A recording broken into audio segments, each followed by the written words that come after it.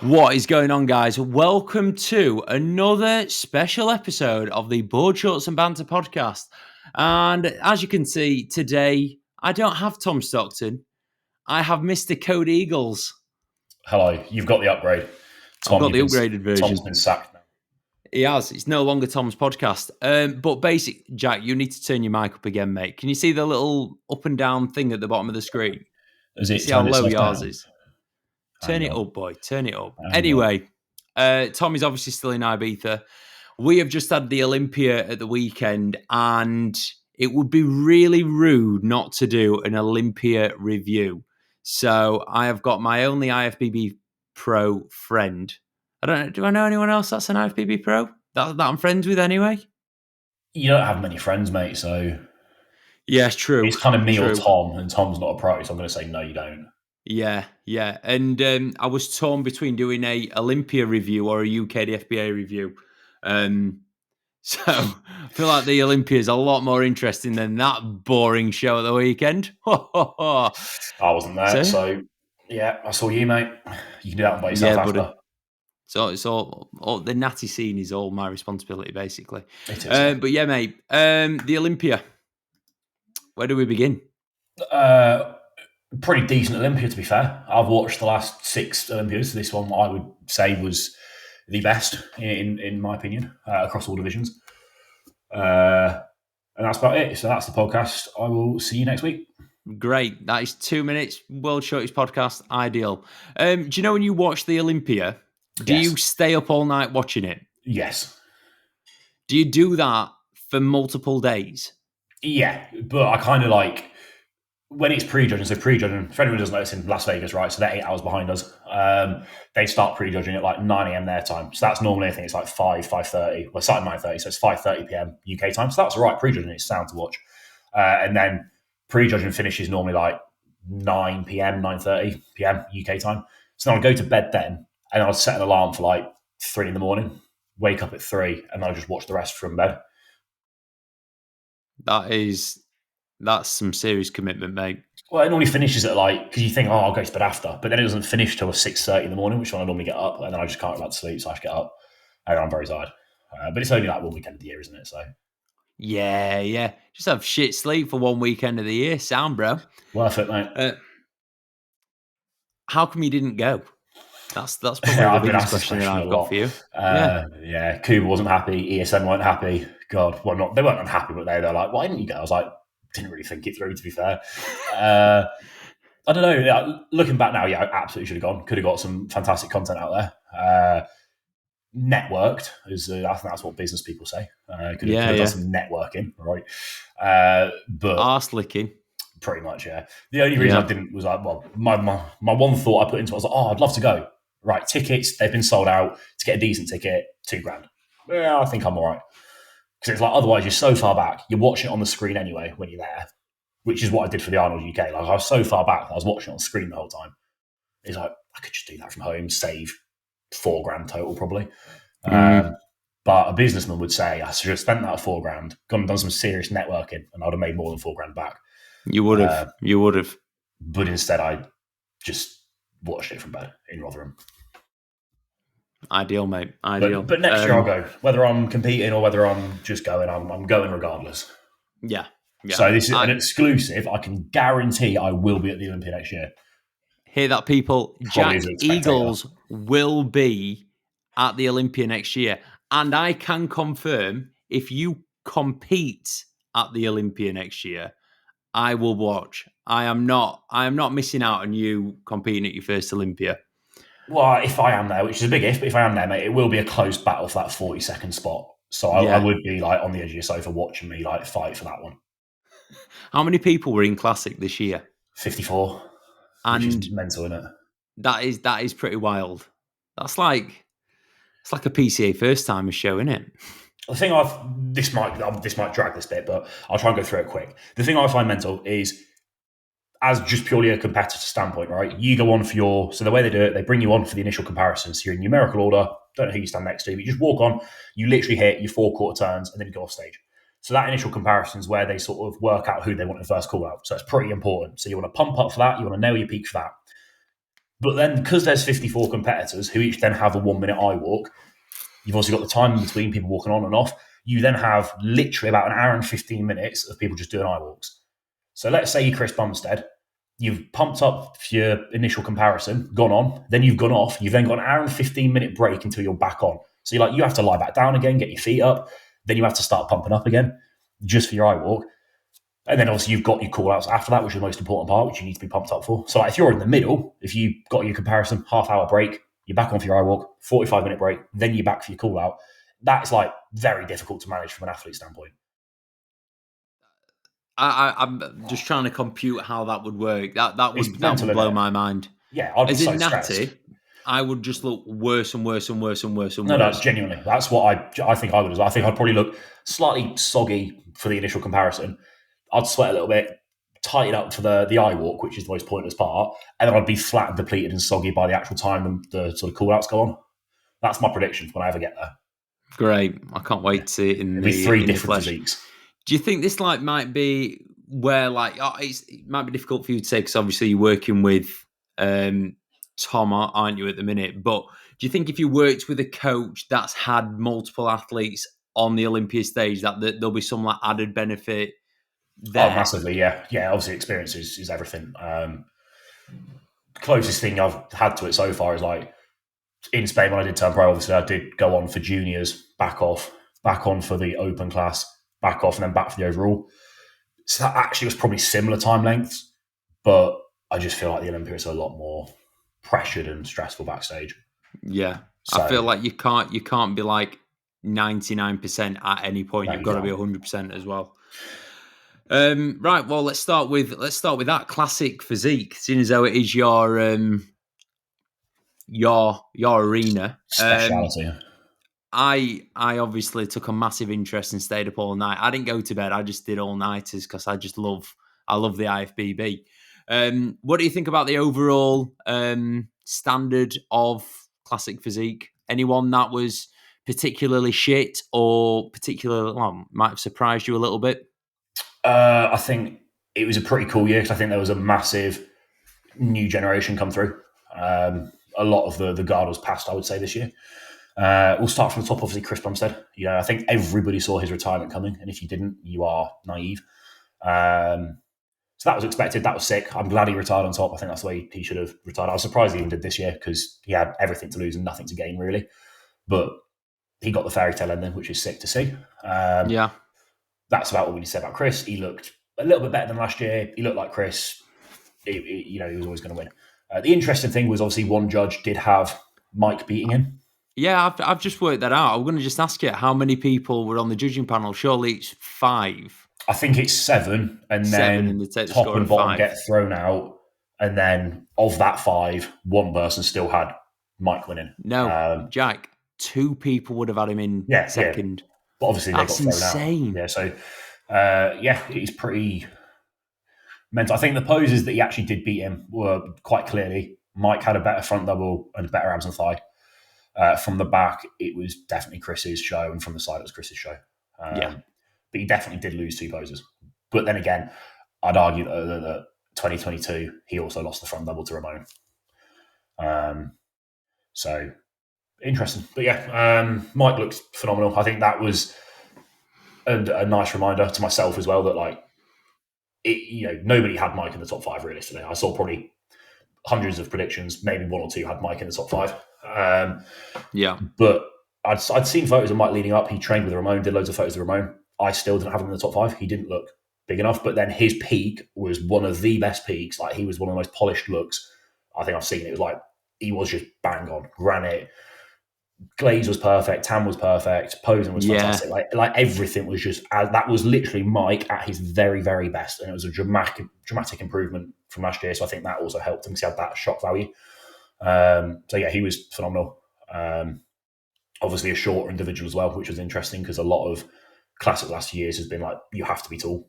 He was obviously a lot shorter. So I think with the return of Rough Diesel next year and Mike being in there, it could be quite cool to see the direction it goes in. Yeah. Because obviously, like I'm not as into it as what you are, but I was looking at like the photos coming through, and I was like, bloody hell, the short kings or the shorter kings are getting higher placings than what they have done in previous years. And I, like, you know, I'm obviously going to be biased because I'm your mate, but I just kept thinking, this has got to be exciting for you, seeing this and knowing, like, you know, you aren't the tallest person in the world. You might have thought, oh yeah, your height's going to hold you back in years to come, but I don't think that's going to be the case. Yeah, I think it still rings true that a good tall guy will always beat a good short guy. But if you take the exact same physique, in theory, one's 6'4", one's 5'6", the 6'4" guy's going to win, obviously. Yeah. But if like physiques compare well, like the lineup, you know, changes. Like Samson was the standout because Derek and Huddy were really short, for example. That's a horrendous example for what I'm trying to say, actually. But let's say, theoretically, the top three at Classic were Wesley, Chris, and Ramone. I'm never going to be able to stand next to those three because the discrepancy is massive. But if you make the top two, like Ruff and Mike, obviously right now I'm not going to stand next to them anywhere close. But give me 10 years on a height level, right? Theoretically, I could compare with them quite nicely. But if, you know, the tall guys, I can get bigger, I can't get taller. So it's nice to see. But there's still obviously a lot more factors to go into it, but it's factors in my control to a certain degree. So we'll see. Yeah. Yeah. Anyone in let's say the top 15 that you were a little bit disappointed with? That you're allowed to say? The obvious one that everyone's like Wesley was a letdown. I don't think it's hard to say because I don't think he was that off compared to the Arnold. I just think the symmetry, like on an Olympia judging panel, it just wasn't rewarded what the physique he brings, which was a surprise because obviously it's the same judges as like the Arnold and stuff. But yeah, it was difficult. I think from the rear, from the lower from the rear was just not there this time. I think at the Arnold he posed his leg slightly differently, and he actually had some lines in his glutes, and he absolutely was lean enough to have shredded glutes this year. But he popped his adductors so much to try and add thickness to the legs that he lost all the condition through his lower. So then he just looked soft from the back and lacked detail. And to do that on the Olympia stage, you're going to fall 6-7 places straight away. So it made sense where he placed. I think he'll absolutely obviously get better and improve. But yeah, I think Ramone as well. Again, it's hard to say what went wrong with him. I think the typical the word of the word going around is obviously his coach is known for being very harsh with diuretics.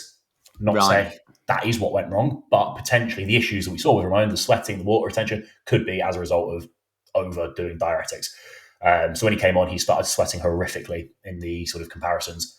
But then after that sweat had gone and he cleared the water, he obviously looked way, way sharper later on, which is why because they did have him 6th, I think, and he moved up to 4th, just because he got way sharper, way drier, and brought a better package to finals.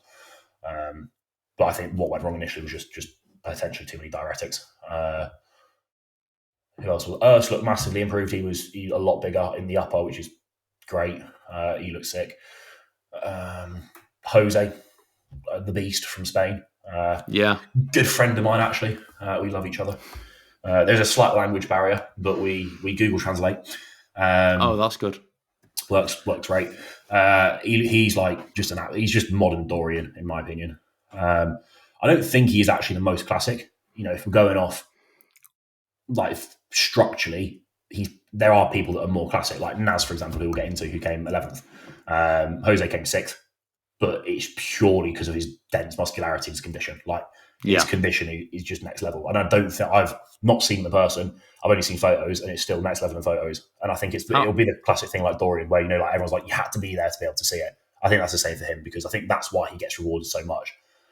Because Tom was at the show he qualified for in Spain. My coach Tom was there, and I was like, what is it like in person? And he was like, literally, you can see every single fiber when he's just stood there relaxed. It's like you can just see everything. So that's sick. And it's also nice to know that condition will be rewarded. Well, is his Instagram that Jose Mar _beast? Is that him? Yeah, Jose Manuel. Yeah. He's a fucking monster. He turned pro in open bodybuilding at 21. And then he did an open show. I think he came 4th in an open show. And then he I don't want to say downsize, but like he has to kill himself to make weight, like absolutely kill himself. I'm pretty sure I saw it. He was like 2 or 3 kilos over his cap the day before.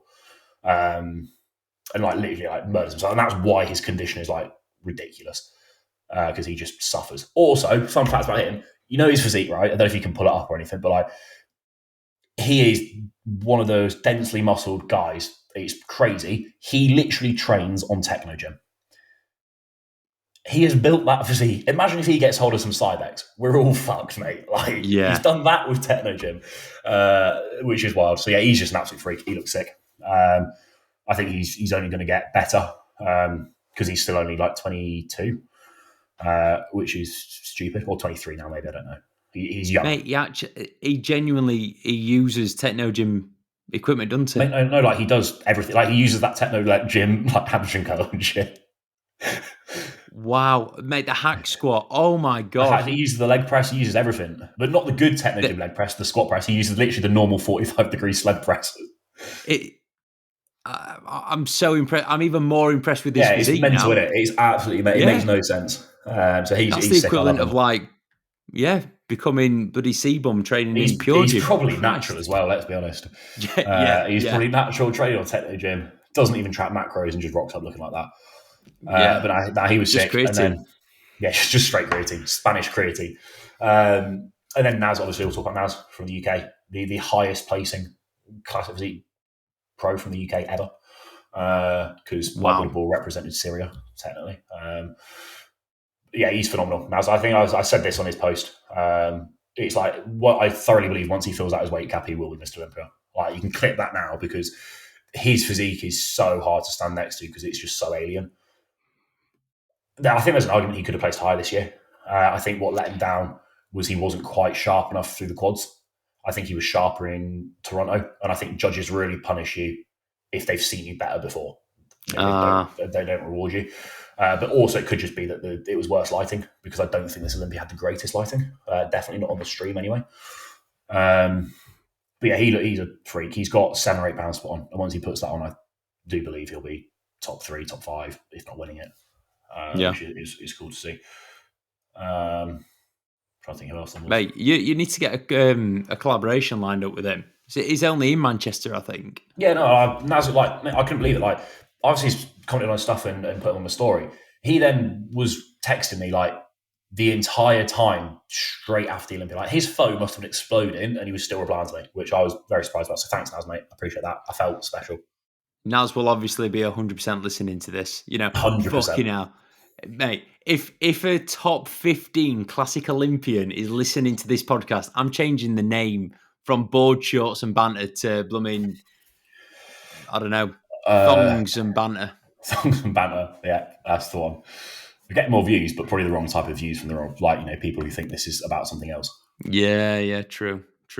Anyway, one last thing on classic. Obviously, Mr. Bumstead is hanging up his thong and picking up his, what they call the papoose, and he's going full on fatherhood. You know the thing that you put your baby in front of you? I'm still only 22, mate. I've not a clue what that is. I've not reached that part of my life yet. I believe it's called the papoose. Yeah. That sounds like an animal. That's a possum. No, but like I can just imagine David Attenborough saying that in a documentary, like, here comes the papoose. This one's pregnant. God. Right. Yeah. Well, anyway, Chris Bumstead's going to be wearing a papoose. Who do you think will try and fill Chris's incredibly big shoes? I think if anybody tries to, they are idiotic. In the nicest way. Like, there's never going to be another Chris Bumstead. It's literally like, there could be, like, if we say Chris Bumstead's Ronnie Coleman, there could be a Philippe. Philippe still isn't Ronnie Coleman, is he? It's like, there'll be another individual that potentially fills the void. I don't think there'll be another consecutive winner like we're seeing an Open at the minute. In the last 7 years, there's been 6 winners. I think that's going to be the same for Classic moving forward, just because of the way the judging was this year. I think the judging's the best it's ever has been. Before, back in the day, I feel like there was a mindset like you have to knock out the champ. Like you have to clearly, absolutely destroy the current winner to win. I think we saw that with like Ronnie winning a few that, arguably he shouldn't have. and with everyone really back in the day. Whereas nowadays it's like, I mean, you saw it with Chris, like two of the judges had Chris losing. Yeah. Which even, 10 years ago, I don't think that would have been the case. So yeah, I think it's going to be very hard to get a, what's the word? Gone like a well, just consecutive winner, but I'm trying to think of the word. Someone that runs like a bit of a get streaks going, a dominant era. Yeah, that's the one. A dominant push. So I think it's going to be changing a fair bit. It's so hard to say. I think it's literally an open game. I mean, Chris said himself it's an open game because everybody for this Olympia had Wesley second, really, didn't they? And then you saw how that went. Like nobody had Mike second, and then he was. But then next year, like if Naz puts on £7, Naz can go from 11th to 1st straight away. But there's so many people like in that position that could literally just need £10 and then bang, they're in there. Do you think it makes it more interesting? Yeah, definitely. I think so. I think they need to Sky Sports, mate. You need to get involved. We need to start being able to bet. Mate, I am an avid listener of TalkSport, and they do like an hour a week. You are? You are old, aren't you? Mate, I'm really old. I'm an avid listener of TalkSport. My dad listens to TalkSport. But they do like, well, your dad's a legend. Me and your dad would get on. Probably, me and your dad are going to start playing golf together. Never mind you and me. He'd probably like that quite a lot. Yeah. I mean, he's got enough golf clubs, hasn't he? Christ. He does, yeah. Yeah. Oh, God, I've lost my train of thought. You were saying, is that more exciting that anyone can win? Was that it? I've completely lost my train of thought. Yeah, great. I bet all the listeners are like, Josh, just rewind. Yeah, can't rewind when we do it live, bro. Oh, dear. Anyway, open. Should we do open or should we do men's physique? It was who could fill the void, wasn't it? That's who could fill the void? Nobody. Anybody. Nobody. There we go. Wrap that one up. Really glad I brought that one back. Sorry, mate. Yeah. Anyway, should we do open or should we do men's physique? Open. Let's keep the viewers listening for now, and then they can click off in a bit when we start men's physique. Yeah. You know the score. It's broad shots and banter. Everybody's here for men's physique. But we need to get the average watch time up. So sorry, I'm not actually joking here. So I just got to interrupt just to show this. I've literally just had a text from my dad. Me and my dad don't text often, and he's literally texted me. If you can see it, I don't know if that's going to focus. That says, "Are you a golf champion yet?" Oh my God! Nowhere. He's listening live. What's your dad called? Tim. I think Tim might be talking to Annabella in the living room. She's talking to someone. But... on FaceTime with my dad. Great. Yeah. Annabella's cheating on me with Jack's dad. Anyway, right. Open bodybuilding. We have a new champ. And he's British. He is. I thought you said he's black then. I was like, I'm not sure why that's relevant, mate. He's black and British. What a boy. Big up Samson, yeah. What a result. What's your thoughts on that? My thoughts on that, I'm just incredibly happy for him. When he first started going on the Fuad's podcast, I thought he just came across so well. I remember, I think the first ever time that he went on was him competing overseas during COVID, and he had to isolate in his room. And I just remember listening to that thinking, this guy fucking loves this sport. He would literally travel to a different country, God knows how far away it was. I'm assuming it was Asia somewhere, I think. It was what? I think he was stuck in Asia somewhere. Yeah. Somewhere fucking daft to be at. But he's done that without the guarantee of actually being able to get into the country. So he did, a week or 2 weeks isolating and then competed. The guy is fucking, he loves the game. So for him to go from that, or even before then, him working on sites doing bodybuilding or whatever it was. Can you remember in COVID? I might be wrong in what I'm about to say, but I don't think I am. But he got grief from Cuba and Jamie Joel, aka the Giant. Oh yeah. For not weighing a certain amount. I can't remember what weight it was. Or apparently he was lying about his weight online. I'm going to make you feel really old here, mate. During COVID, I wasn't really bodybuilding. I was still doing my A-levels. So I didn't know who Cuba was at that point. Oh, my God. Well, someone had beef, Cuba had beef, or vice versa, over someone's morning weight, and I believe it was Samson. So like Samson would be like, "Oh yeah, I'm weighing 300 pounds off season," and then Cuba had his podcast at the time, and he was like, "No, there's no way."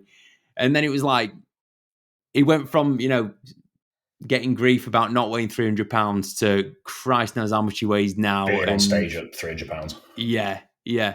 Wild. So yeah, mad respect for Samson. I think he's like a true champion. He's a bit like, not obviously on Chris's level, but he's a bit like Chris in the sense that he's a good guy and is an incredible bodybuilder at the same time. Samson as a person is a lot more relatable, which is also a lot more inspirational. Because I hate to say it, but with Derek, him as Mr. Olympia, he is that classic cliche, I'm the champ, forcefully being very motivating, it feels. Not that it's fake, but like trying very, very hard to be what Mr. Olympia should be, if that makes sense. Like saying all the things you expect. Like he's constantly living in a Machiavelli motivation video. That's the way it comes across. But Samson, like, he is just a normal guy. Yeah, okay, he's a 300-pound absolute mutant of a guy, but he's so hard to explain. So if you've watched a lot of his stuff, you just know like the way he comes across. He loves the sport, but he's not. He's like the guy just won 600 grand. He doesn't care about that like that. He's just so down to earth and like does it because he loves it. And that's like Chris as well. Chris is very relatable. Yeah, humble is a good way, but just humble. Real. Like it's not fake. It doesn't feel fake. So that's he's the true definition of humble. Not when people go, "Yeah, I'm humble," after they've fucking bigged themselves up. He is what humble is. I love as well that he's prepped by his wife. Oh, that was my favourite thing because I don't know how much you got into all the beef with his old coach Milos and all that stuff. No. Yeah, okay. I don't want to get too because I don't know. Obviously, briefly skim over it. I only know everything that was said online, and I've seen clips actually, so I can say exactly what I want to say because obviously Milos and Samson split up for whatever reason, and it was quite a nasty breakup. It wasn't on good terms, should we say? And then Samson obviously announced that his wife's prepping him and his wife's doing all this, and then Milos went on. I think it was Dennis's podcast. I think Dennis, the Menace, on his podcast, and they're all just laughing, saying there's like absolutely no way his wife's prepping him. She's a woman. She's never been in shape in her life herself, and all this. Like she can't prep someone, and that was pretty unnecessary, I think, because it's one thing to think it, and it's like you've got this platform, to then go and say it is like right, just clearly a little bit. It came across poorly, shall we say? So I think the fact she's prepped him. Not only has she prepped him, they've done everything they shouldn't have done. If you're listening to like a bodybuilding expert, they'd say, right, do not do whatever you do. Do not do a show 2 weeks out the Olympia. Right? Don't let your wife prep you. That's not going to work. You need to do this, this, and this. Like they just ignored everything, did everything their way. I think they even went to America pretty late. They didn't go out there like 3 weeks early. They literally went out like the week of. Rocked up, won the whole thing, and it's like the fucking perfect storyline, isn't it? So it is. Yeah, I think that's fantastic. Shut up all the haters. And that's like something to be remembered. Like everybody knows Philly's won it with Hanny coaching him. It's Hanny. He's won 24 Olympias, 23 Olympias. It's like Samson won it with literally his wife coaching him, and his wife's the reason he got into bodybuilding in the first place back in the day because she. So, was his wife a competitor? I think she has competed, but I think she's a nutritionist or something. I believe she's got a qualification in nutrition. And then I think they met this is on a podcast somewhere. I think they met in the gym or something like that. She was a PT or something. I think she showed Samson a lot of stuff on how to train and whatnot.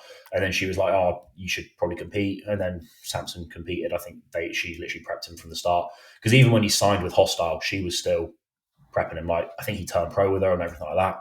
And then I think Fuad was pretty like, "Oh, you should probably get a coach, see what you can do with that." And to be credit to Milos, like Samson blew up with Milos, put on a hell of a lot of size, made fantastic progress, but could never just quite bring that. Like he was always showing up at like 80%, 85%.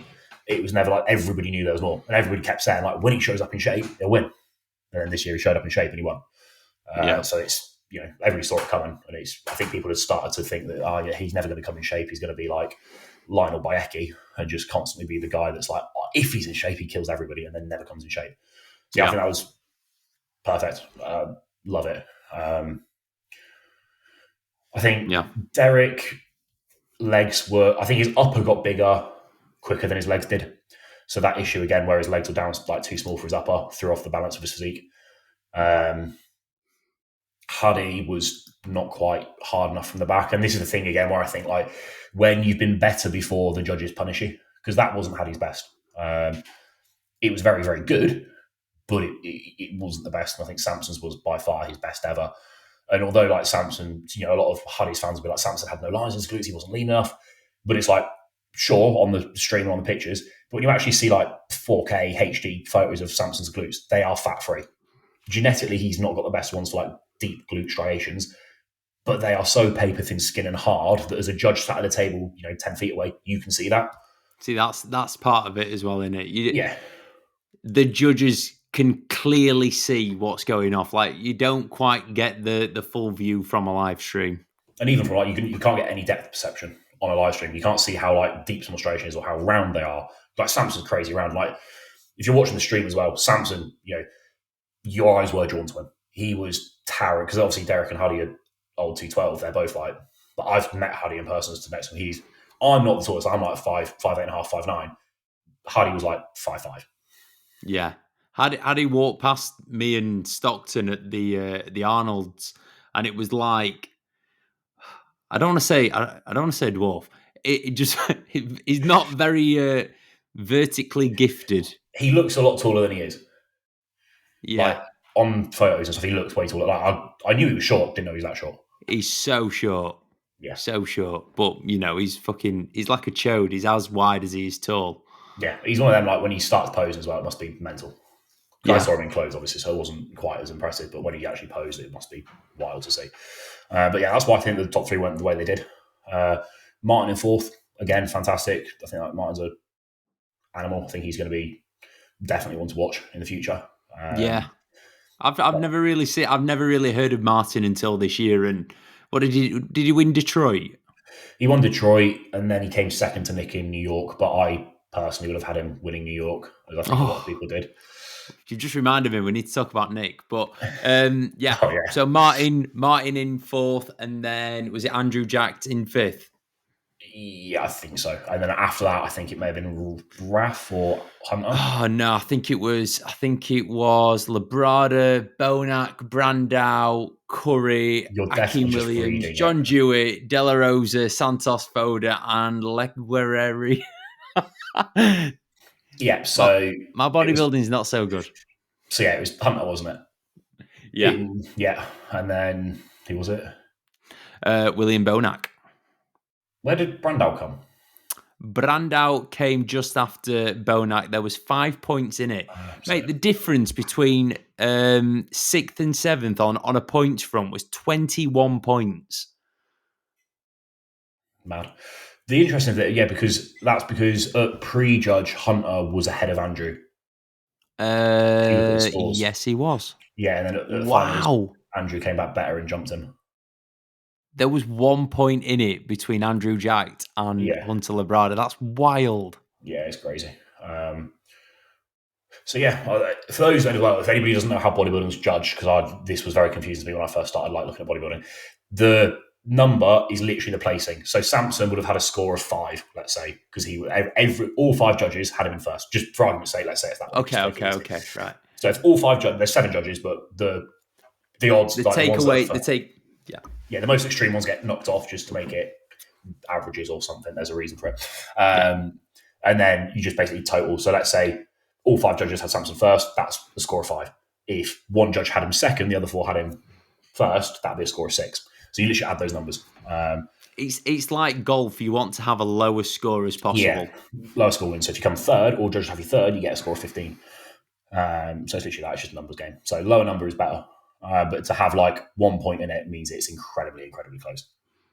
Mate, between Samson and Hadi, at pre-judging, they were both on 8. Yeah, that's mad. Because I remember watching pre-judge and I thought Samson's ahead. However, I still wasn't confident purely because of Derek and Huddy being coached by Hanny. I was like, they are 100% going to come back way better, way sharper. And I struggled to see Samson doing the same. And then I was proven wrong. So that's lovely to see. But I was thinking of that thought. I was like, well, obviously I backed Hanny more than I backed Samson's team, just based off track record. But, that it was fantastic to see Samson do it. Yeah. I don't the rest of the Open's a bit naff. It's like I've always found Open a little bit boring over the years because, like, I say this, prior to the last 7 years, I found it quite boring because it'd just be the same person winning over and over and over again for like 3 to 5 years each time. But now how it is so open and they're going for different looks every year, it does make it very, very exciting. Yeah, I think he's literally now judged on whoever the best on that day wins. Yeah, which is obviously it's the way it should be. But I think years prior, outside the last decade, it's not really been that way. Yeah, there was one name missing on the list of placings, and he was actually missing on the stage altogether. And that man was the mutant, Mr. Nick Walker. Mr. Nicholas Walker. Mr. Nicholas Walker. For those that haven't seen, there's a reel circulating of Mr. Reese Fit and Jack Eagles discussing Nick Walker. And I believe one of you mentioned that he was a little bit fat. This reel has 101k views. Oh, which for just a reel of two people talking about Nick, it's like, yeah, Reese said to me before we filmed it, like, do you want to get cancelled? Should we do a reel discussing Nick Walker? Because we both had a similar opinion, as I think a lot of people do. I know Fuad's podcast literally said the exact same thing. I do think Reese said it in a pretty rage baity way. Like, Reese was trying to wind people up. And I think with my Instagram, my engagement is very American. So when we collabed on it, I think it got pushed a lot more to the American side than Reese was perhaps anticipating. So we got some very angry... The comments are golden, right? We've got so many angry Americans commenting on mine and Reese's thing going, shut up until you've competed. You don't know what you're talking about. You're two skinny boys, never competed, and all this stuff. It's like both Reese and mine's profile are us on stage. Right? All they had to do was look at our profiles. They would have known we competed. Then you got like them all talking, like arguing amongst themselves, going, oh, then people were replying to them being like, shut up. These lads haven't even competed, let alone are pros. It's like, literally click on my profile, mate. But that was quite funny. Like, people were getting wound up. But basically, to summarise, Reese and I both shared the opinion. Reese went a little bit further than me. I think to pretext this, preference it, what's the word? Yeah, I know what you mean. Prior to giving an opinion, if it is a health issue, which I do probably think it is, that's a different matter. Don't compete if you've got a health issue. Fair enough. I'm purely giving feedback based off the video they put out. They decided to justify it this way, and Nick didn't really say much. Matt literally said he's not going to be ready. We think he's third best in the world still. We don't want to display a physique less than that. Yeah. Right. Fair enough if that's your opinion. That's not competitive bodybuilding. No part of that is competing. That's like, I could say that.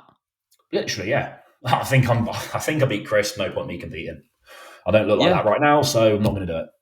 Yeah.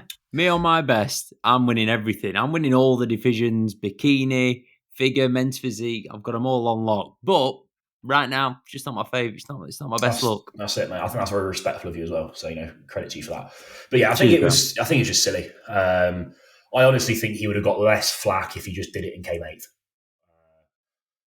I think as well, it doesn't look good for Matt Jansen personally, because I'm sorry, but Nick Walker, everybody knows what he's like, right? He is not deviating from the plan. There's absolutely no question that he's missed meals or done anything outside of everything he possibly could do to bring his absolute best.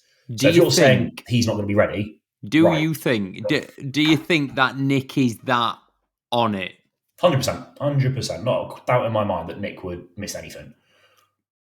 There's no part of me that, like, at that level, I'm sorry, there's no chance he's missing anything. So for you to say he's not going to be ready, well, that's your one job, Matt, is to make sure he is ready. Yeah. And sure, there may be external stressors, there may be this, that, and the other, but it's like, you are a professional bodybuilder.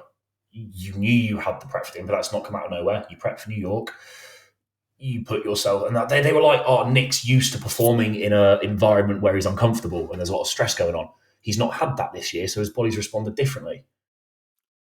Your preps rely on the fact of you having shit going on, do they? It's like, that's not how it works. It's like, it didn't seem like it seemed like they were just trying to say something to get it out there to justify it so they can move on, which, fair enough. There's a lot of pressure at that level. I think Regan Grimes made quite a funny post about it because I see Nick and Regan have had some beefs in the past. They had a beef where Nick used to say that Regan is an Instagram bodybuilder and doesn't, he isn't living a true, but he's too worried about posting on social media rather than getting in shape and winning shows.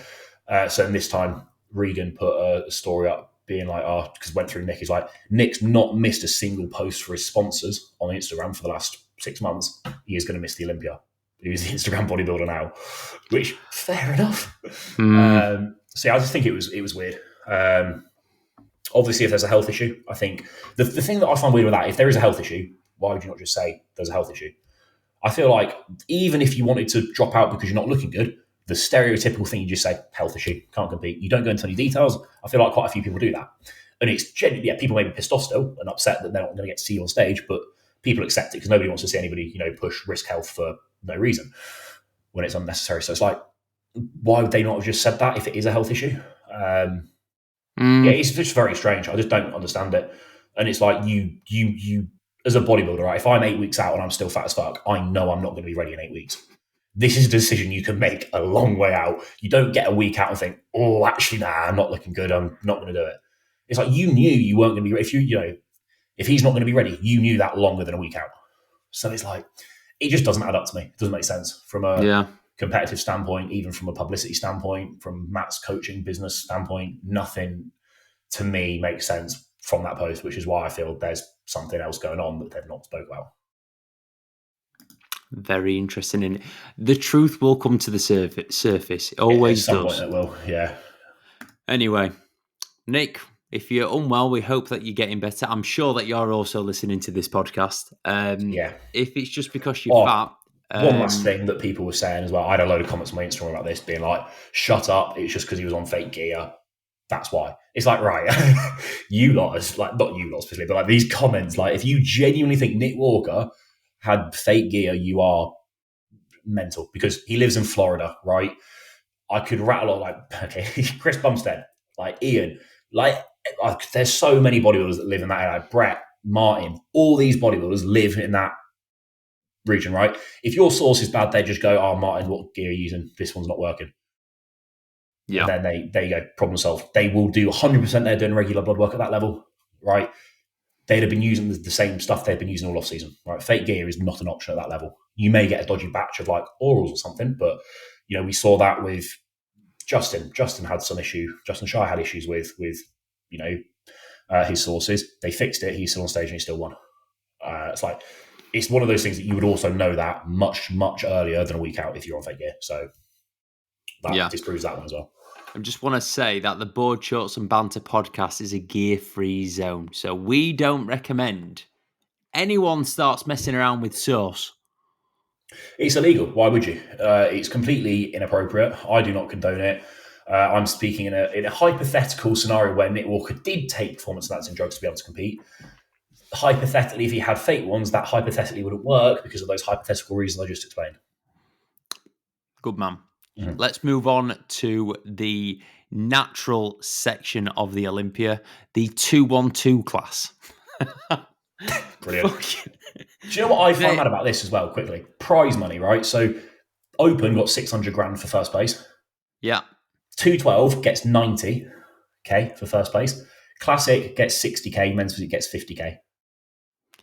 There's a bit of a disparity going on there. I absolutely agree that Open should and always will get the most money. Classic and 212, I beg to differ. Just out of curiosity, Jack, do you know how much the women got? Again, the Board Shorts and Banter podcast, they're all about equality. They all got, I think the winners all got 50K across the board. Sounds about right, same as Men's Physique. Well, there you go, men's bikini. Yeah. It's true. I just found it interesting that 212 literally gets 50% more than Classic. In Classic, yeah. Wild. Also, calling it now, Chris Bumstead's going to quadruple Classic prize money. Guaranteed. Yeah. He's going to put up like 500k for Classic, I think. He's going to Do put you up something think? mental. Because I was like, mental. I saw that, I was like, I reckon 200. He'll do a lot, basically, I think. I think he may... I don't know if he cares that much about bodybuilding to actually put on his own show or anything like that. I don't think he cares that much. I don't think he is that interested. I think he'd rather just be the face of it and let somebody else do all the logistics. So I think he'd rather just front up a load of money for the Olympia. Can I tell you my prediction? Yeah, go on. Do you know like how Arnold does the Arnolds? Yeah. I think that's going to be Chris. The Bumsteads. It doesn't quite have the same ring to it, does it? The Bumstead. Just give it time, mate. Give it time. You should call it the Arnold.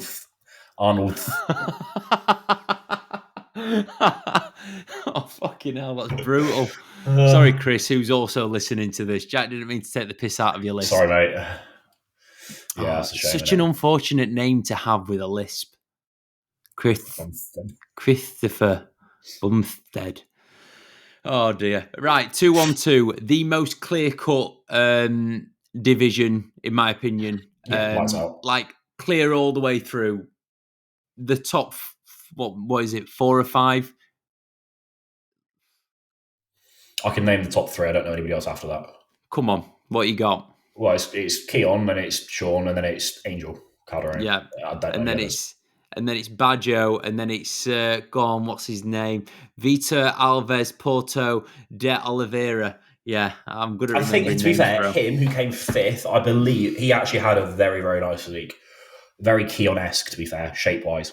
I think he'll be up there in the future. But yeah, as for 212, Keon is probably my favourite physique on the planet from a pure, like, not one I aspire to look like, but just from the absolute... It's beautiful, isn't it? Yeah, like, it's perfect. Like, if you make him 6'4", fucking hell. Unreal. But again, sadly not. Make him 6'4". Okay, what about 5'1"? Yeah, but no, like his physique is just mental. And it was the improvement he made from last year. When you're already the winner and then you do that improvement, it's like, hell. And he's still under his weight cap as well, which makes no sense to me. Yeah, he said, I think he said it already, that he's doing 212 again next year. Because I'm pretty sure he's only like 206, 207, and he's got obviously to 212. So, oh my god! Right, just you'll know this. Keon did Classic, didn't he? He did Classic. He came 5th. I think was his best place in 2019. I want to say. So in theory, Keon could do Classic top 5, 212 win, and then he could do Open in the future and maybe break, the top 3 in that. Yeah, probably. That would be some accolade. That surely be the first person to compete across all 3. Across all 3, yeah, probably. I think you've got... Then he just needs to do men's physique. Well, yeah, an Olympia level, definitely the one to do across all 3. I think if he did the Open this year, where do you reckon he would have placed? I reckon he would have around Andrew jacked. Yeah, I'd have said ahead of Andrew, probably behind Martin. Yeah. So that's exactly where I've got him. God, we're such... Mate, I'm getting better at this bodybuilding stuff. Yeah, you're on it. Can I just say, right, we're nearly 50 minutes in. I just want to give a shout out to Suki, who is running the Beyond the Stage Instagram page. Absolutely shit hot all weekend with Olympia coverage. Do you know what hurts my brain to think? Because he obviously must do it on like Canva. Mate, that must be so stressful. It was that quick with that much stuff, so quickly edited. I was like, surely this is like a 3-man job. Yeah, it's wild. What he started the account like 2-3 weeks ago? Yeah. It's got 770 posts. Oh my god. How many a day is that? Suki, bro, do you have a job? That's 36.5 posts a day on average. Wow. By the way, all of these have captions, tags, like everything. Yeah. That's so if you're not following the page already, follow Beyond the Stage. They're covering basically all British bodybuilding stuff and obviously the IFBB Pro stuff. Yeah. So yeah, good work, Suki. Very, very, very, very impressive. So Keon, we both got him in the same position if he was to do open. Yeah. Any thoughts on anything else? I think Sean's kind of like maxed out his physique, really. Oh God, He's only this is a small guy. I've got an opinion on Sean as well. This is going to come across like I'm just trash talking Matt Jansen. Now, Matt's a phenomenal coach. I just think he obviously hasn't had the best year this year because of it happens. I think with Sean, he obviously came in way too small. Last year he was 178. This year he's 175 pounds. Last year he was too full, and the judges said, that he spilled over. Yeah. But that's because of his stomach. His stomach was so distended, bloated, it ruined the whole look of the physique.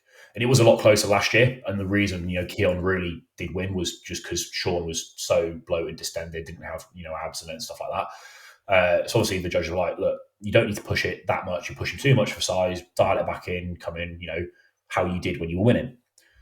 And then after prejudging, so before the show's even done, Matt's on Instagram saying, the judges wanted us leaner, tighter this year. We brought just that. Regardless of what happens, proud of Sean. They'd admitted defeat already. They knew they'd lost to Keon after prejudge. And it's like, sure, the judges wanted you tighter. They didn't say come in flat. They didn't say come in worse. They literally said come in like you did in 2022. You just don't need to push that much, have the distended stomach. And it's like he was I think he just pushed it too hard. He was, it didn't work in his favour because he's normally that bubbly, round, mini Ronnie basically, isn't it? It's like weird, freaky shape. But this year it was just flat and it didn't have that pop. And it's like when you lose that, and he's only like what 4'11". Like he's tiny. I met him at the Arnold's, and I went up to him and was like, Sean, we're both WNBF pros, and he just laughed at me. Brilliant, as everybody does, mate. Yeah. But no, like when you're already that small, and then you bring a little bit of a flatter look. Like Keon dwarfed him. Keon was it looked like Keon was 3 times the size, and it's bodybuilding at the end of the day. Sure, it's 212, but it's the exact same criteria as bodybuilding. So it was never going to work. And I think hindsight's a beautiful thing. But I think they should have seen that coming. Difficult to fill a physique at that level, but they just got it wrong this year. They did. And then Sean's now said he's taken a step back because he's got a young daughter, so he's not going again next year, I don't think. So I don't know. I feel like I don't know how old he is, but I feel like his physique's not progressed in the last 2 to 3 years. I think it's progressively got probably worse. Yeah. So I don't know if he ever will come back. That'd be interesting to see. I think he'll come back for one more because he'll want the standing ovation that like most Olympia champs get when they're bowing out the game. Yeah, so that was cool. I didn't really watch most of it. I was just kind of looking at Keon the whole time. Didn't really pay attention to anybody else on stage. So I don't know Angel was probably just solid. I think he's not the most aesthetically pleasing physique, just granite hard and peeled. Yeah. But yeah, I was about after 212. Nice one. Yeah. And then last but not by no means least, in the men's division, we have men's physique. The one that everyone has tuned in to find out our opinions on. Wait, hang on. That's incredibly disrespectful of you, mate. It's not last. You've missed out wheelchair.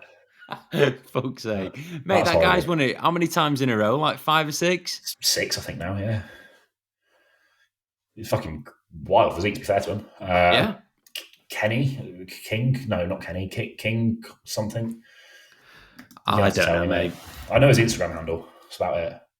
Go on, what's his Insta handle? I'll have to find it. Wheelchair man. Choice. Anyway, he looked phenomenal. He's won it a lot. How much money did he get? I'm going to assume it's 50k for everybody. I don't know for sure, but I would assume it's 50k. Imagine that, like if it's not a good look for the Olympia, is it? No. It's going to be 50k. It has to be because it's an awful look otherwise. Yeah. Do you think it's an awful look if they go as well? Like, all right, you get 250k.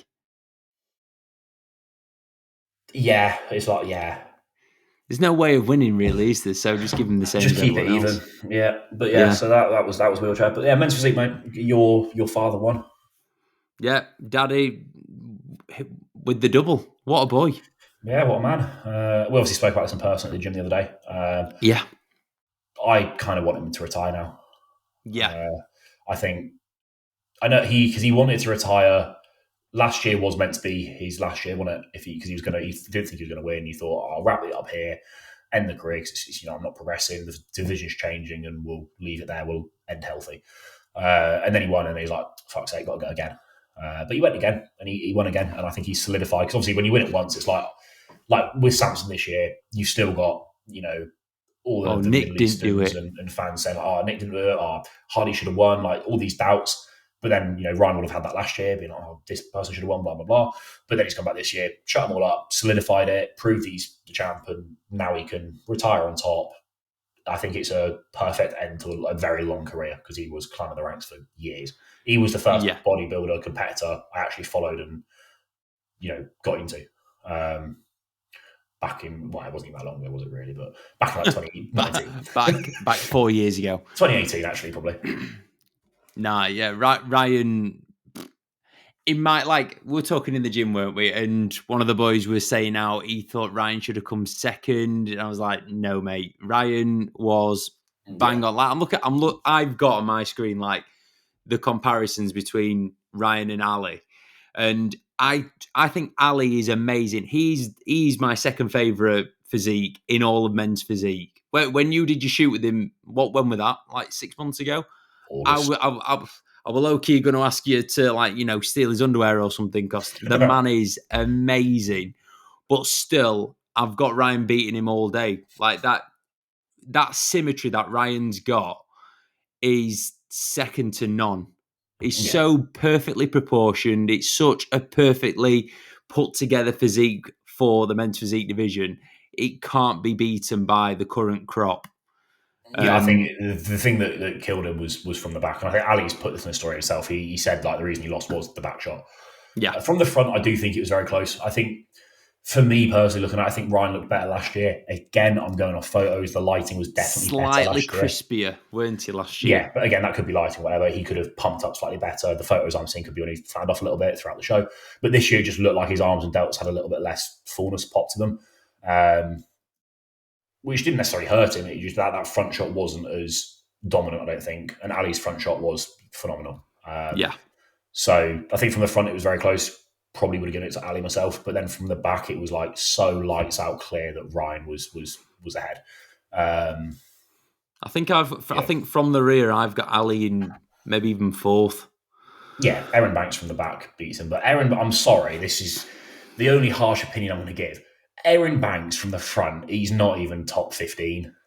No, he's absolutely shocking from the front, in my opinion. I thought this. The year that he won, I thought, all right, he's okay. Not amazing. I still have people beating him, but from the front, Erin is not great. From the rear, he's awesome. He's got a slightly distended stomach. It was worse last year. This year, it's slightly better, but it's like a turtle shell. It distends. Did you see him in Dubai? No, I don't pay attention to men's physique unless it's... Mate, he won, and it was so distended. It was, an insult. I think men's physique is midsection. Look at Ali and Ryan. The reason they're there is because their midsections are on another planet. Yeah. And we're talking about the Olympia here, but if you're doing any form of men's physique, whether it's natural, enhanced, pro, amateur, the midsection's the first real thing that you're going to get judged on, and then it'll go from there. Yeah, so how he was third, I don't know. I personally preferred the other top 10. I prefer any of them. I watched the press conference before. Why he just rode a scooter on stage. He came out on a scooter, like a kid's scooter, and then the way where he was sat was next to the wheelchair athletes. I swear to God, he lent his scooter on the bloke's wheelchair for the whole thing. The guy in the wheelchair let him, obviously, but it's like, you don't just lean it against your chair, mate. Like, you've lent it against it. He's come on a scooter for no reason and then just lent it on this bloke in a wheelchair. He's a bit of a cock, though, isn't he? He just loves it, yeah. He's like the Jake Paul of bodybuilding. He just loves winding people up. He's just a cock. Emmanuel in fourth, thought he was very, very good. Probably the best Emmanuel that we've seen on the stage. The guy that came fifth, Go on, what were he called? Ed Van Palmyra. I'll be honest with you, I don't think I've ever seen him before in my life. His front shot... I don't recognise his name. His front shot, not bad, just not very pretty. I probably had Corey Morris beating him. Yeah, I think Corey's got a sick physique. Yeah. Do you know what it is for me with Corey? I think his arms are just too long.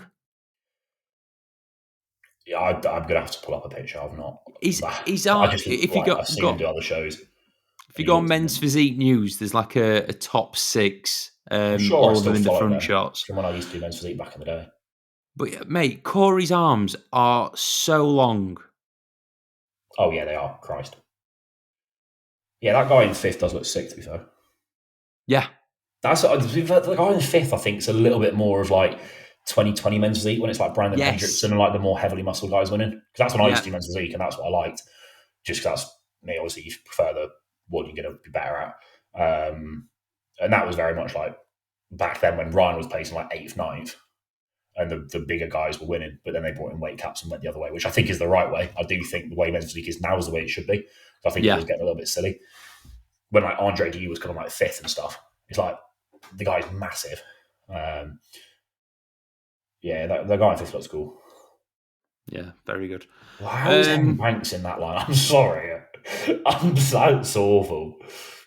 It's bad, isn't it? Yeah. It's just his back, to be fair. His back is nuts, but he's not nuts enough to save that front job. Yeah. And he's bold as well. Sorry, you can't have a bold person in Men's Physique. You're meant to have like luscious hair that looks all like aesthetic and pretty. And you can't be bold. It just doesn't work. Jesus. Right. Yeah, that needs to get into the criteria. You need to have hair on your head, but not from the eyebrows down. Right, Jack, I've got a few questions. We'll fire through them and then we'll wrap the podcast up because we are 1 hour in. Ian Talbot Balfe has asked, where do you think Wesley finishes next year? And I'm not asking the second part of that question, Ian. I remember you said this at the gym. It's so hard to say. I really have a hard time placing him in the top 5 until he massively brings up his legs. But even at the Arnold, I was at the Arnold UK in person. I love Wesley's physique. I had Urs in that show. Urs was the most complete, in my opinion. In America, in Ohio, I think Wesley was a lot better. I think in the UK, he was nowhere near as polished. But yeah, so I just kind of, because I've stood next to Wesley on stage, he absolutely smoked me, but my glutes and hams were genuinely better. And it's like, I'm a bum. I am a horrendous pro, especially then. Like, you can't be, even if he, his were slightly better, like, I mean, they weren't detailed and even size at that point. They were on par.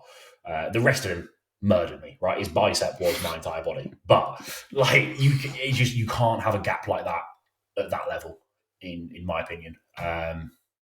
So until he brings that up, I struggle to see it placing higher. Especially with the caliber of guys coming through. Like you look at like Naz. Naz puts on 7 or 8 pounds. Like there's no chance. I'm sorry. So really hard to say. Yeah, really, really hard to say. Next question. How do you both feel training together? Will it help or one help the other? I absolutely hate it. Josh pays me, I think it's 75 quid a session at the minute for me to train you, isn't it? Is it 75? Yeah. Oh, that might be the by prices the hour. already? Or am I that annoying? Yeah, you've got quite a tab building up, mate. So bollocks. No, it's very good. I think for me personally, I've obviously known Josh for years, but we were in the gym one day and we're like, the atmosphere is shite. We can't be asked to train. And then since then we're like, we'll just train together next session and then it'll be a bit better. And it was. And since then it's been great. So, but now Josh is leaving me for 5 weeks to go to Australia. And then when I come back, I'm probably going to be quite skinny. Yeah, and I'll have moved on. I might be living on like Gloucester, training with the Shed. Jack, I swear to God, if you replace me whilst I'm gone, I know where you live. You also know my ability to socialise and how much I hate people. So yeah, I don't need anything to worry about, mate. Mate, you've done well talking this much over the last hour. I'm impressed.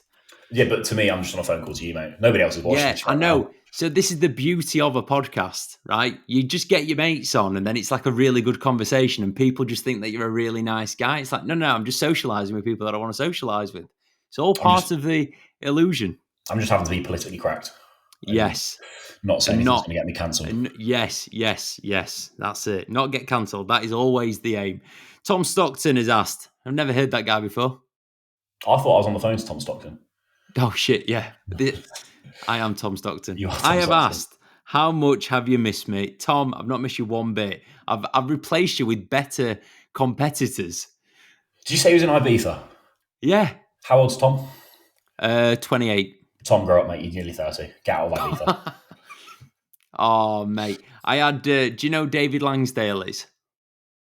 David, if you watch, mate, I'm terribly sorry, but I've not a clue. No, I'll let you off. David's a WNBF pro men's physique competitor. And in the last podcast, he basically said, if you want to do well in anything, you can't go on holiday. I've got Nick Broom. Not that Nick Broom ever listens to this. I knew him from Burnley. He used to train at a small gym I went to. Lovely bloke. He just won the overall at a show this weekend. It was only like one of the, I don't know what it's called, but a FitX type show. Yeah. But he went to Ibiza like 2 or 3 weeks out. And he did last year as well. And he always comes in shape and wins. So there you go. Nick disproves everything, mate. Yeah. So there you go. Chris Travers, your client, Jack. Shout out Chris, mate. Yeah. Shout out to Chris. Chris does all the reels for the Board Shots and Banter podcast, and he's coached by Jack. So if you want results like Chris, hit Jack up. Send my way. Come my way. Send my way. How optimal is a superset god Ryan Terry's split? I got myself in trouble last year speaking about this. For those who don't know, I made a YouTube Jack's video. A big fan. Yeah, I made a YouTube. Well, I didn't make a YouTube. I was filming for my YouTube last year, like a week before the Olympia, and I gave my predictions. And I literally said, right, men's physique, word for word. I was like, I would absolutely love for Ryan to win it, but he never will. And my justification was because he can't eat properly and he doesn't train, very well. The eating thing, I got that because I watched one of his videos. It must have been like 2 or 3 preps ago. It'll still be on YouTube. He'll do a full day of eating like a week out of the Olympia. It was a refeed day for his coach. And he got about 5 meals in and then literally goes on video, I am so full, I am not finishing the meals today. I remember it. And to me, as a competitor, it's like he was losing back then for being too small. He was losing because he was too small. And then you're 2 weeks out from the Olympia, you clearly need a refeed for fullness, whatever, for training performance. There's a reason his coach has given him that.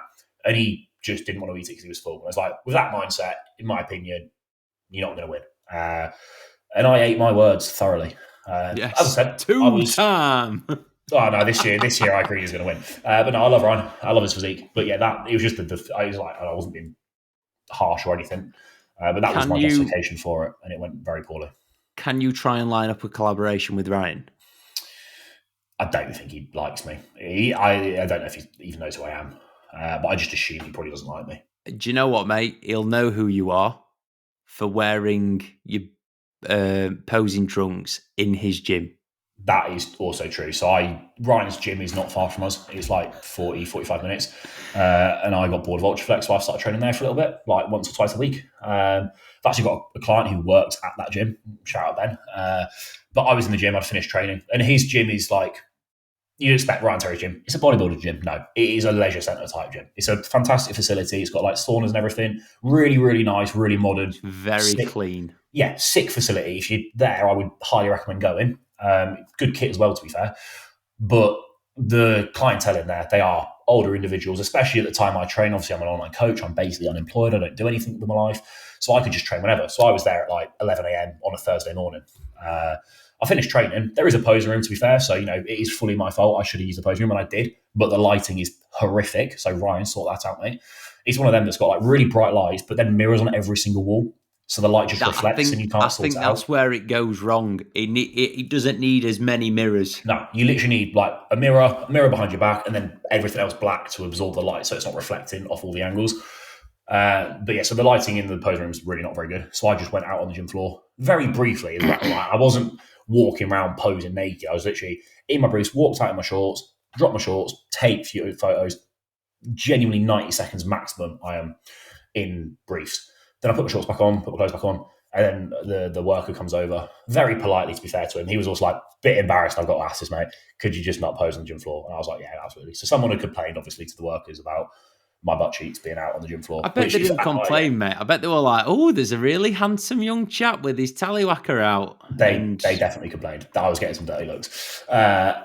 Which is fair enough. Yeah, I can't fault it, but yeah, it was just quite funny because I thought bodybuilding gym, Ryan's gym, I'll be allowed to pose. Clearly not, which is my fault. So yeah, I've not been back since out of spite. But it's actually quite a good gym. I do kind of want to go back. It's a fantastic lighting, really good for filming your reels, mate. If you're a real merchant, that's the place to go. That's where I do go and do my reels. So I went. One of my clients had a photo shoot there, and he was like, so doing the photo shoot, he started taking his top off, and this guy came over. He went, just to let you know, if you're gonna take your top off, literally 30 seconds and then back on. We once had to tell a professional bodybuilder off for walking around in his posing trunks. I went, was this Jack Eagles by any chance? And this guy just went bright red. I was like, yeah. I said, I'm mates with Jack. The thing that's difficult is the manager of Ryder's gym. She used to work at Ultraflex, and I'm really good friends with her. Yeah. Then she is like she knows Emily, my girlfriend, as well. Like, she's really sweet. I don't know the lady that works there as well. Obviously, my client also works there. This one bloke who told me off is just the one guy I don't know that works there. Was he bold? Yeah, I think so. Yeah, I think it's I know always the a bold bloke, isn't it? Yeah. Yems _fitness_IRE, short for Ireland. Yemi is a natural men's physique competitor trying to get his pro card. Yet to do it, but I'm sure he will one day. Controversial. Do you see a point in going enhanced if you're not looking to make it to the O? Me personally, no, I do not. Jack is one of the very few people that would go, yeah, it's probably a good move for you to... Not a good move. I can see why you would want to do it. Jack won shows naturally at a young age, and it was very, very clear that, Jack loved bodybuilding, and Jack was good at bodybuilding, and Jack had the genetic potential to actually go to a certain level. Obviously, you've not reached the heights of the O yet, but it's definitely within your grasp because of your genetics. Yeah, I don't think the Olympia has anything to do with taking steroids. I don't think that's the question you should ask yourself, because then you'll get people, I want to go to the Olympia, I have to take steroids. It's like, that's not even a thought process. I want to go watch the Olympia, I'm going to have to take steroids. You probably do to get in there. I think there's so many reasons, but if you're not even going to make a career from bodybuilding, don't take steroids. It's not worth it, in my opinion. But also, don't be naive and think just because you take steroids, you're going to be able to make a career from bodybuilding. There are so many factors that go into it. There's God knows how many people on steroids that are never going to make a penny from bodybuilding. They're going to fuck up their health. They probably can't even afford to do blood work. And it's like, if you can't afford to do blood work, you can't afford to do steroids. I'm not going to go into it too much because obviously this is a natural podcast, but just don't bother. If it's something you need to take to be competitive, you will already know that. You will already know you've got potential. You have the ability. Then sure, have the logical think and think it through. Until you're even close to that point, don't think it through. If you sat there wondering if I should start now, if you have to think about it, then no, you don't start now. You'll know when, if you need to, you'll know. That's in my opinion. So just don't bother, basically. Perfectly answered. Josh651 has asked, does Jack Eagles believe in himself to become Olympia level soon? To become Olympia level, sure. To win an Olympia, no. I do not think I can and I will, and I don't think that's I feel like everybody feels like they have to say, I'm going to be Mr. Olympia. It's like one step at a time, buddy. For me right now, I'm not thinking about the Olympia. My thought process is win a pro show. Obviously, if you win a pro show, you go to the Olympia, okay? But if I do that, let's say I win the show I'm going to do next year. Happy days, best case scenario. Great, I've won that show. That was the goal. Now I've got to prep for an Olympia where I know I'm not going to be placing top 15 realistically. If you're outside the top 16, I think it is, you don't even get placed at the Olympia. So you never know where you come. So it's a whole different ballpark. Once I'm there and I've come 32nd, the goalposts change, and then I may be like, right, next year I really want to get a place. I want to place top 16. Then maybe I'll think about it. But right now, it's like, I need to just win a pro show. I've not even been in the first call out of a pro. I've not really done a pro show properly, have I? So I need to get a debut. I need to stand next to some people and see where I'm at realistically, and just go from there. Because I think for anybody right now, if you're an amateur who's just started and you're like, I want to get a pro card, have you even competed yet? It's like, be realistic. Short-term goals are going to be better than just being blind and with a long-term goal, because you'll never get there if you're just looking at the horizon the whole time. I find it so infuriating when people talk about turning pro. I don't know why. It's just like, as soon as someone goes, oh, I want to win my pro card by this point, it's just like, no, stop, please. More so like with the IFBB, because obviously at Ultraflex, we've got loads of people that are willing to put in the hours and time to get to that level. Just you look at some people and you just know already you aren't going to do it because you don't tick the boxes that you need to tick. I just find it so infuriating. Yeah, I think at the same time, it's very good to have self-belief and have aspirations that are stupid and idiotic. Doesn't mean you have to say them every 10 minutes. It's like trying to convince other people is not going to. I think it's an insecurity thing. I also think a lot of people feel like that's what they have to say. Yeah. If you're like, oh, you compete, do you ever want to go pro? Like, yeah, I want to be a pro. I'm going to be one in 2 years. Like, everybody says it because they feel they have to, because everybody else is saying it. So I think it's like a chain reaction at the same time. I think it's a bad thing to want to do it, but I think you also need to set realistic goals for where you're at right now. And I think that'll be much more motivational to a certain degree. Yeah. Because it's like, if you said to me, like, right now, oh, go and eat your meal, you're trying to be Mr. Olympia, I'd laugh in your face and be like, good one, buddy. It's not going to make me go and eat a meal. But if you're like, go and eat a meal, if you don't, you might not be in the first call out. I'm like, shit, I'll go and eat my meal. Yeah. So that's what I'm going to start saying to you. You can get beat. Work for that 7th place, pal. Come on. Yeah. Top 4, baby. Top 4. Let's be realistic now, mate. Top 6, please. Don't insult me like that. Okay, right. One more for me and then we'll wrap it up. JT Physique _ Jack has asked, ever thought about becoming a real man like Jack and going for the IFBB Pro card? Yes, obviously. Thinking about attempting, getting it is one thing. Actually believing that I will go and do it is another. I do think I will try and get one at some point. Probably not next year. Maybe one for the future. But yeah, I have thought about it. I just don't think it's something that I really want to do right now. I think for you it's difficult because it's almost it's a difficult one, because if you do get the pro card, you kind of shot your career in the foot to a certain degree, because like, you obviously don't really want to ever go assisted. You don't need to at this point. You've built a career around bodybuilding without doing it. It'd be stupid, really. Unless you've had kids and you're like 40 and you're like, fuck it. Nah, so like at that point, you get a pro card, which I believe you could do, but it's like, once you're a pro, Josh, unfortunately, I hate to break it. This may be news to you, mate. I hate to break it to you. I don't think you've quite got it in the locker to win a pro show. Fuck. What if I transitioned and did classic? Yeah, we'll talk about this one off air, buddy. I'll let you down. Yeah, all right, mate. Yeah, okay. But yeah, so I think for you, my dreams, bro. I think for you, it's like I think you can, but I think to do it too soon would be idiotic, because then you can't do all your other pro shows where it is a business at the end of the day. Competing, it does build engagement, it does get more clients and all that, and it's also, you enjoy competing. And for those who don't know, once you're an IFBB pro like myself, you are contracted to the IFBB. If you compete with a different federation, you get your pro card taken off you and get fined and told off and a slap on the wrist. So once you're a pro, you can only compete in the IFBB. So that would obviously prevent Josh from doing any natural shows or anything like that, which as a natural athlete is unfortunate. I could become like a natty goat by going and getting my IFBB pro card and then standing on the stage and then just smashing it in half and being that would make you really popular amongst the bodybuilding community. You'd be popular amongst the natties, but you already are. I think it would really, you'd get some very angry people. Who is it that so funny. There's quite a few people who have won their pro card like loads of times. I think Jose, he's a 212 guy from he's quite old now. Like Guy Sistanino, and he's one of his mates.